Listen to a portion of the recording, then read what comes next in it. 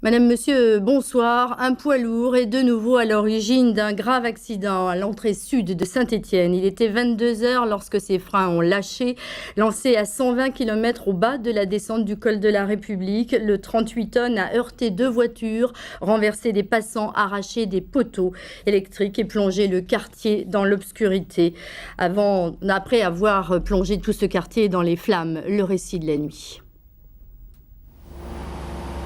Venant de Bourg-Argental par le Pilat, le poids lourd avait descendu le col de la République par la RN 82. Le semi-remorque chargé de billes de propylène aurait dû, après sa descente, prendre l'autoroute en direction du Puy pour livrer une usine de plastique de Haute-Loire. C'est alors que le conducteur s'est trouvé dans l'impossibilité de tourner pour prendre l'autoroute et a été condamné par manque de freinage à aller tout droit, c'est-à-dire rentrer dans la ville par la rue Robespierre qui continue de descendre.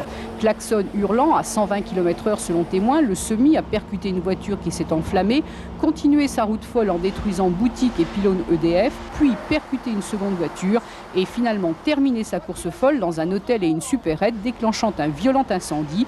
Bilan 2 morts et 6 blessés, dont 3 graves. Le matin même, la place Bellevue accueillait le marché bi-hebdomadaire. Si le même accident était survenu 2 heures ou 3 heures plus tôt, à la sortie des écoles, ça aurait été vraiment une catastrophe. Parmi les 6 blessés, 3 sont gravement atteints. 2 d'entre eux ont été amputés sur place, un autre transféré à Lyon dans le service des grands brûlés.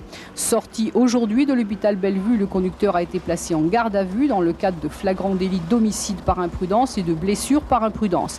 L'expertise des freins et des pneus aura lieu demain. Le chauffeur sera entendu par le juge qui décidera alors de le mettre en examen ou pas. En cas de responsabilité établie, il encourt 5 ans de prison.